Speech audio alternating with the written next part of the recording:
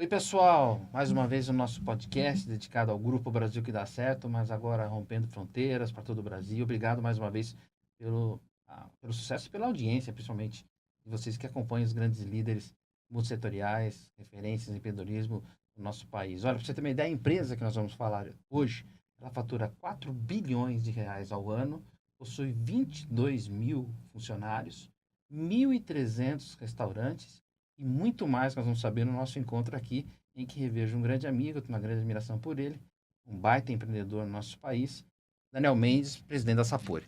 Mendes, prazer revê-lo. Igualmente, muito bom estar aqui. Mendes, vou começar pelo óbvio.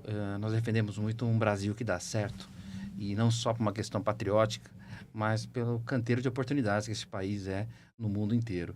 Então, eu fico muito feliz de te trazer no nosso encontro, porque você não é brasileiro, você é uruguaio, veio ao Brasil humildemente começando como garçom e hoje está à frente da maior operação brasileira e até fora do Brasil, mostrando que você adotou, ou melhor, abraçou o Brasil como a sua terra-mãe, como seu grande país, sua grande nação, com todo o respeito de onde você nasceu. Conta pra gente, para quem ainda não sabe, a sua trajetória. Tudo bem, é um prazer estar aqui. Eu te diria assim, na verdade, eu comecei nesse negócio com meus pais, né, lá no Rio Grande do Sul, quando a gente veio do Uruguai. Eu vim para o Uruguai com 11 anos, aí comecei no Rio Grande do Sul com meus pais, depois estudei, e aí eu passei trabalhando numa empresa desse negócio, e com 30 anos eu monto a Sapori. A Sapori hoje tem 33 anos, eu tenho 63 anos, e aí, essa questão que começou com um restaurante, hoje nós temos 1.300 restaurantes espalhados para o Brasil inteiro. Nós temos 1.800 pontos, dos quais 500 são facilities. Estamos em grande expansão, estamos crescendo bastante, estamos muito contentes. Claro que tem a situação toda, né, de trabalho, desse crescimento, do esforço para isso, mas estamos numa rota de crescimento e de aquisições muito favorável. Olha, você falou em 66, eu estou com 56. Essa diferença de 10 anos, acho que é o tempo que a gente se conhece. 63. Ah, 63. tá, vamos diminuir. Então, desculpe.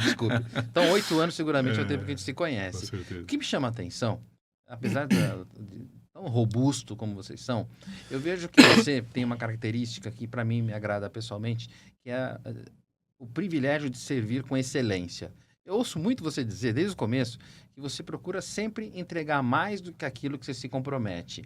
E é impressionante, de novo, o tamanho da Sapori e a sensação que a gente está e vê o tempo todo, como se você estivesse ali atendendo cada um dos seus clientes. Como é que você faz isso? Como é que você oxigena isso?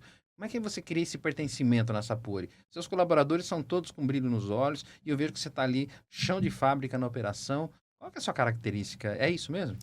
Não tenho dúvida nenhuma. Primeiro, o princípio de serviços, né? Se você não está disposto a servir as outras pessoas, então não trabalha com este negócio. Sim. Né? Serviços você tem que estar disposto a servir, de fato. E não adianta você ter o discurso, você tem que ter a prática. Então, o que funciona mesmo é o teu colaborador ver como você faz. Não Uhum. adianta ter um discurso e ter outra prática. Então, isso, e o que hoje, com o tamanho que nós temos, territorialmente, número de clientes e número de colaboradores, o mais importante é a cultura. Uhum. E a cultura você faz não sozinho. É muito triste uma empresa que tem só uma cabeça ou a cultura só segue uma pessoa. Uhum. Eu tenho outros grandes líderes que estão comigo, que fizeram, alguns fizeram desde o começo, outros vieram depois, mas enfim, agora muitos jovens entrando na empresa, Sim. oxigenando e fazendo, mas sempre com o espírito que é este, né? De um espírito de atender, de se superar. Isso é uma questão não só de empresa, é uma questão pessoal. Uhum. Sempre busco fazer diferente. Uhum. Inclusive, o nosso slogan é fazendo diferente sempre. Porque sempre tem uma forma de fazer melhor. Então, eu estou sempre muito inquieto para descobrir o próximo passo, para ver como atendo melhor meu cliente, como é que eu dou mais condições, como é que eu estou agregado na comunidade, como é que eu faço uma vida melhor para os meus colaboradores, para os meus fornecedores, para o nosso universo, Para a né? rede. E não olhando somente o ganho financeiro sempre é o resultado. Uhum. O importante é o princípio, aquilo que você faz, aquilo que você está se desafiando e desafiar os nossos líderes. Ter uma empresa que desafia, ter uma empresa inovadora, com princípios como, por exemplo, não pode ter uma empresa inovadora se você não aceita o erro. Então, errar faz parte do processo.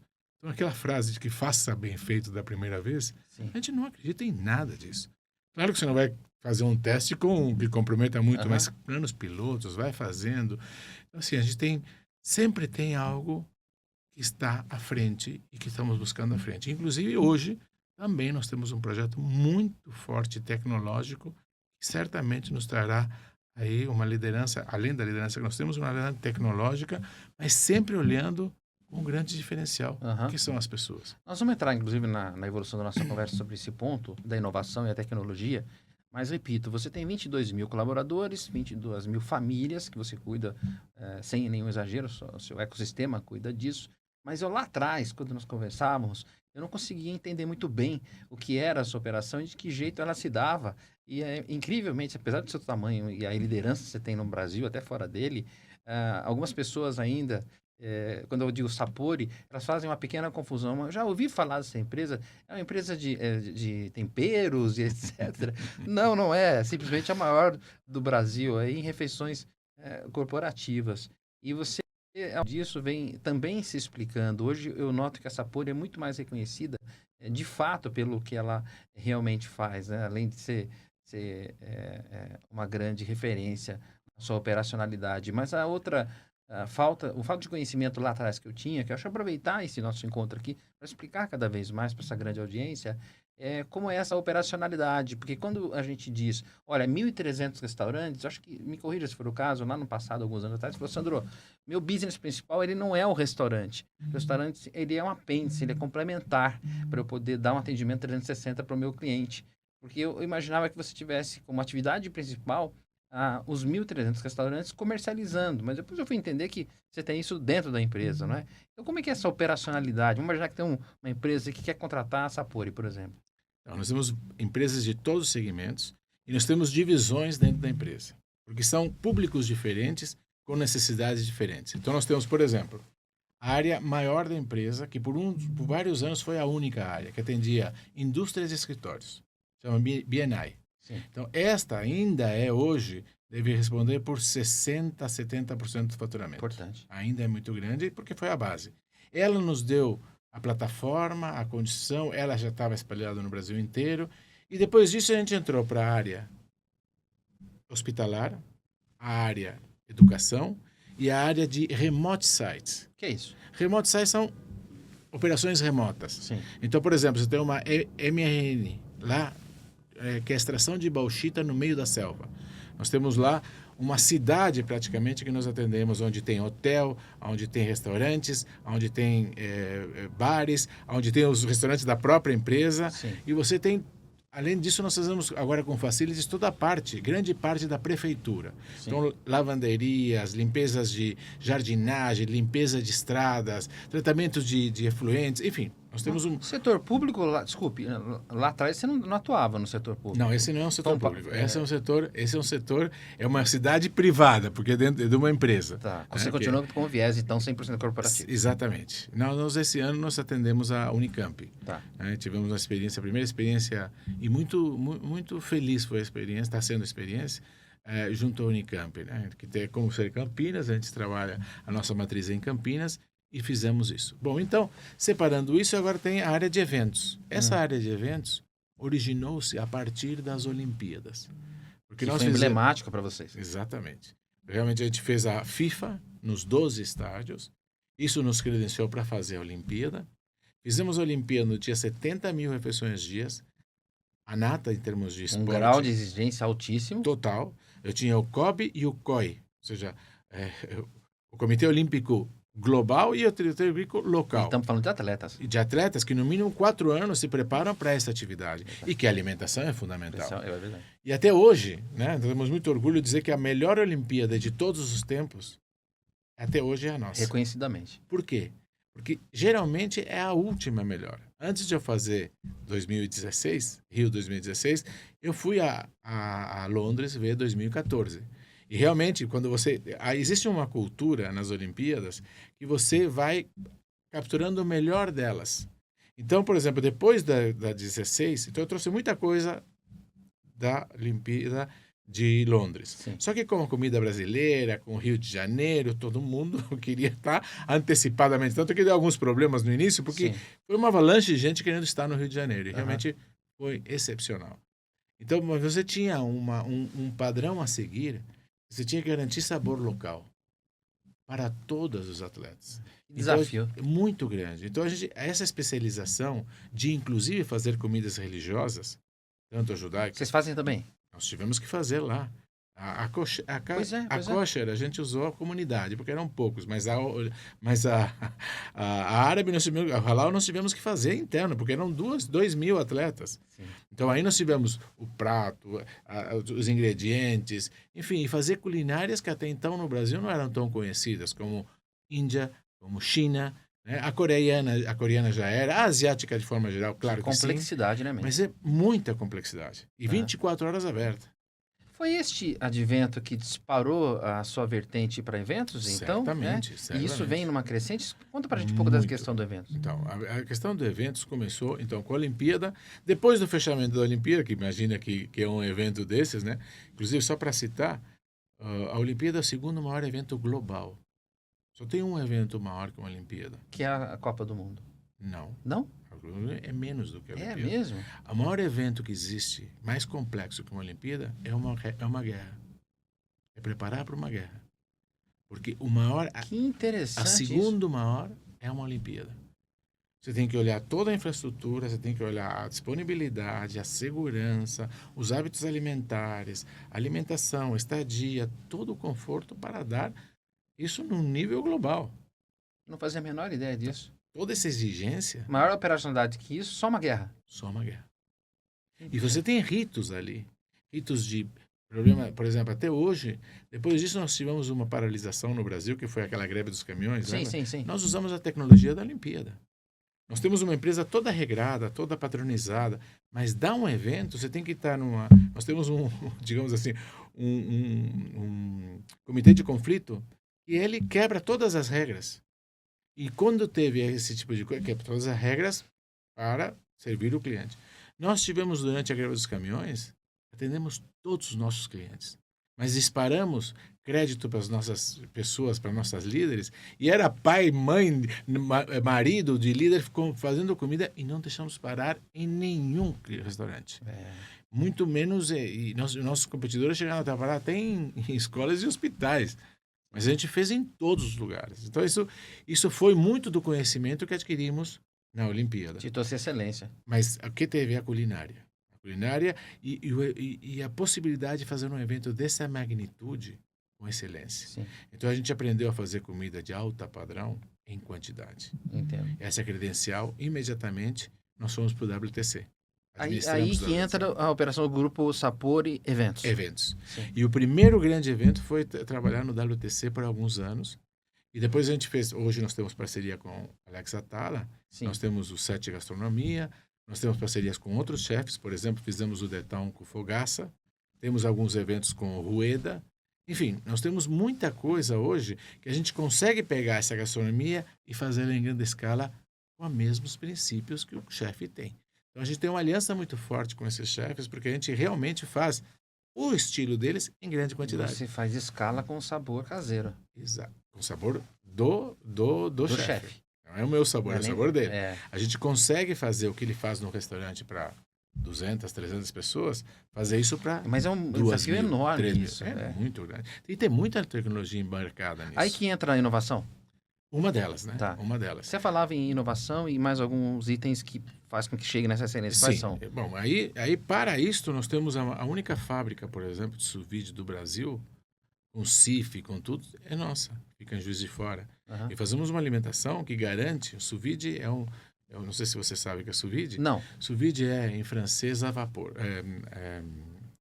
Sous vide é a vácuo. Sim. Então, você cozinha a vácuo Uhum. e você garante que aquilo fica numa textura ideal. Sim. Fazer a receita do primeiro é complexo. Artesanal. Mas depois que você faz, é Réplica. fábrica. A réplica. É fábrica. Entendi. Então você tem a segurança de que aquele filé, aquele peixe, aquele camarão vai ficar naquela qualidade sempre. Porque é um processo industrial. Então você chega nisso e preservando tudo, porque é sous vide, ou seja, está a vácuo. Então isso nos dá um alicerce muito grande para essa expansão. Mas a gente vai de eventos pequenos a eventos grandes. Entendo. A gente já fez, por exemplo, a inauguração por exemplo, de várias lojas. Essa de joias no Iguatemi agora, essa última que abriu, a última, eu não lembro como é que é o... Mas foi um evento robusto. Essa de fábrica, a de joias que sim, tem. sim. É a mais famosa de joias. Bom, a gente abriu ela. Depois a gente fez lançamentos de coleção da Carolina Herrera.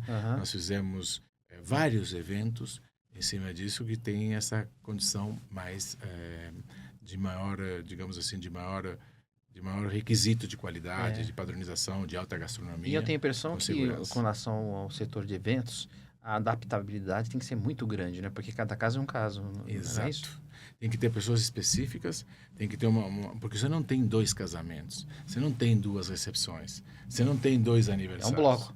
Não tem como ter erro. Sim. Então você tem que ter um outro tipo e outra divisão, com outro perfil, que atende esse público. Mendes, uma curiosidade comercial, inclusive. Existe uma série, evidentemente, de empresários que nos assistem agora, quem tem empresas aí com milhares de colaboradores, que ainda mantém aquela coisa da cozinha interna, fornecer seu próprio alimento para os seus colaboradores, por várias questões. Qual a diferença na prática de ter a Sapori ou daquele que tem internalizado as suas refeições? Olha, isso existia muito mais antigamente. Imagino que sim. Porque as empresas faziam a sua própria alimentação. Mas hoje isso se tornou algo profissional. Ou seja, nós não temos nenhum tipo... Nós não somos mais terceirizados. Nós somos efetivamente uma atividade fim. Entendo. Nós fazemos alimentação. Porque, por exemplo, as montadoras que a gente atende... Você tira, inclusive, da empresa um foco de algo que ela está gastando energia ali. Exato. E faz um padrão adequado à alimentação daquele público. Né? Seja hospital, seja escola, seja indústria. Então, assim, nós temos condições e temos muito volume para isso. Sim. Um volume logístico, de entrega, de padronização de produtos. Então, a gente consegue dar ao cliente a garantia de que vai funcionar de acordo com aquilo que está combinado, no horário certo, com a coisa certa, cumprindo horários de uma série de regras que o contrato exige. Entendo. Você falava da Eldorado. O que significa? Eldorado foi dentro dessa área de eventos, né? Uma das grandes aquisições que nós fizemos foi a Eldorado. A Eldorado é uma empresa de eventos que faz para pavilhões e faz para feiras e para grandes eventos. Sim. Então, por exemplo, nós temos as cozinhas fixas do AMB e do Expo São Paulo. Então, nessas que cozinhas... não é pouca coisa. Não, são os 2 maiores lugares de evento hoje em São Paulo. Então, 75% de todas as feiras de São Paulo, a Eldorado faz. Nós temos restaurantes lá dentro e nós temos mais 36 marcas que administramos nas praças de alimentação. Sim. Seja nas feiras ou seja em eventos como, por exemplo, tivemos agora o The Town. No The Town, a Sapori atendeu parte e toda a parte externa, com cachorro-quente, com pizza, com hambúrguer, com todas as outras coisas, comida italiana, comida japonesa, todas eram marcas administradas pelo Eldorado. Temos uma parceria aí de mais ou menos 2 anos, com muito sucesso. E o ano que vem entramos no Rio de Janeiro também com a GL, que é a dona dos espaços, né? Que é a dona do AMB e que é a dona do São Paulo Expo. Estamos entrando também no Rio de Janeiro. Você se reinventa desde quando te conheço o tempo todo, então o que a gente pode esperar daqui para frente, já para o próximo ano, do grupo? Olha, nós estamos trabalhando muito com a questão de tecnologia. Nós acabamos de adquirir o ano passado, no começo desse ano, fechamos com a SAP. E com a SAP nós criamos o SAP HANA, que é a nova versão do SAP. Legal. Não sei se você sabe, mas SAP, hoje 85% de todas as empresas globais usam ele como sistema de gestão. É incrível. E a gente está trabalhando muito para levar isso na ponta. Então, a gente tem um trabalho muito forte com relação ao desperdício. E temos conseguido números absolutamente revolucionários. Você tinha, por exemplo, só para te dar... Nós tínhamos clientes que jogávamos 1 tonelada de comida pronta por dia. A partir desse trabalho... De desperdício? Comida pronta. Não é desperdício. Porque a gente faz a alimentação e vou te explicar como funciona. Nós tínhamos nesse cliente 20 restaurantes. Sim. E desses 20 restaurantes, nós tínhamos 3 restaurantes que tinham a produção. Sim. Então, 3 tá ali e os outros 17 você faz para... Tem que levar comida para lá. Então, a pessoa que vai lá, por exemplo, tem uma de 1000 lá. 1000 refeições aqui no restaurante. Esse camarada aqui, quando você ia para lá, pedia, em vez de mandar 1000, mandava 1100, para que não faltasse. Sim. E o de lá pedia 1200 para que não faltasse. Então, você joga 200 refeições fora. Imagina. 20%. Isso estava no final do dia, depois de medido, estava dando 1 tonelada de comida pronta por Meu mês. Deus. Imagina E aí? o que nós fizemos? Fizemos esse trabalho que estamos fazendo, que é ir efetivamente na pesagem, no controle, tecnologia, balança, cada coisa que sai da cozinha é pesada, quando volta é pesada. Isso revolucionou o mercado. Isso faz uma diferença no seu negócio incrível. Você acredita que... Você Talvez tem até na noção? ponta para o cliente, não é Mas isso? totalmente, porque você tem assim um desperdício, que hoje é a palavra só que você não pode ter. Você tem um custo para depois tratar esse lixo orgânico, porque isso é o lixo. A gente não tem como tirar dali e levar para outro lugar, porque tem problema de temperatura, tem problema de transporte. Então, todo esse dinheiro, esse volume vai jogar no lixo. E esse lixo tem que ser tratado. Então, imagina o que é tratar 1 tonelada por dia. E hoje, 200 quilos por dia. Uau. Ainda é muito 200 quilos, Aham. mas perto de 1 tonelada, e a história como essa, temos várias. Então, assim, nós estamos... É impressionante como isso padroniza a operação. Então, com isso, você consegue fazer coisas que antigamente você tinha no cheiro. Né? Você sabe que o dia de pagamento, por exemplo, você tem menos gente que nos dias Sim. que... Porque o pessoal da indústria vai fazer uma comemoração, vai comer fora. Sextas-feiras você tem menos. Mas menos quanto? Quando chove, você tem mais consumo no restaurante, porque o pessoal não sai. Quanto? Quando faz calor, você come mais alface, salada do que arroz e feijão. Quando faz frio, é o contrário. Tem mais consumo de arroz e feijão e menos de salada. Mas quanto? Agora, no pormenor de você estar pesando tudo, você sabe quanto é. Tecnologia Você tem é fundamental. E aí, quando você usa as tecnologias, você tem a repetição disso e você tem aquilo que dá certo, as combinações que dá certo, cada cliente. Então, nós estamos buscando com isso não só o desperdício, mas também isso nos dá plataforma para cuidar cada vez mais do nosso cliente e cada vez mais do produto.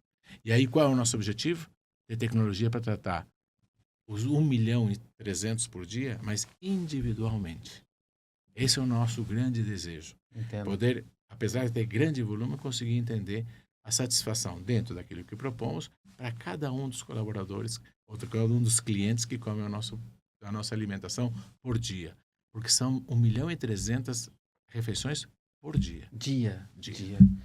Daniel Mendes, Daniel, meu amigo, que começou a vida aqui no Brasil vindo do Uruguai como garçom e hoje está à frente de uma gigante operação de 4 bi de faturamento com 22 mil pessoas que estão diretamente ligadas a você. O que é, na sua concepção, o empreendedorismo, tão falado empreendedorismo? Olha, empreendedorismo é ter muita determinação, acreditar muito no que faz, ter uma automotivação, entender que uma batalha não é a guerra, ser persistente e sempre pensar nos outros. Uhum. Se você pensa sozinho, o teu sonho é de um só. Se você consegue pensar nos outros e se fazer com que os outros sonhem o teu sonho, é muito mais poderoso. Verdade. E mais uma coisa, o dinheiro sempre é consequência. Tem que levar isso como um mantra, não é isso? Exatamente. Você sabe que o Brasil que dá certo, que você me dá o prazer de começar, de estar comigo desde o início, um co-fundador, junto com outros amigos, não é? A expressão Brasil que dá certo, ela veio como sugestão de alguns nomes que eu tenho muita admiração e você é um deles. E você já me dizia lá atrás, olha, esse país dá certo, esse país dá certo. Então, você foi um dos colaboradores na inspiração para o nosso nome e participar do grupo. O que é o Brasil que dá certo para você hoje? Muito. Esse trabalho é muito. Ele inspira, ele nos ajuda, ele traz as experiências que você tem com diferentes empresários, diferente conquista, é muito inspirador. Aham. Parabéns aí pelo trabalho e o reconhecimento É. que hoje você tem e o teu grupo, o livro, o Brasil que dá certo, Pois é. a nova edição A que está nova edição, vindo. é. Então acho assim que esse também é um empreendedorismo muito forte. Você me dá o prazer de Então, participar, inclusive. Parabéns aí pelo trabalho e pelo resultado de tudo isso. Sim. Somos uma gotinha no oceano, mas a gente já está aí no país que é o melhor do mundo, sem nenhum exagero. Obrigado pela participação, sempre um ótimo encontro, sempre boas palavras e otimismo pela frente. Muito obrigado, um prazer Obrigado, estar Mendes. aqui. E nós conversamos com Daniel Mendes, fundador, CEO, presidente da grande Sapori, uma das maiores do mundo, sem exagero, no seu segmento. A gente se encontra no próximo Brasil que dá certo.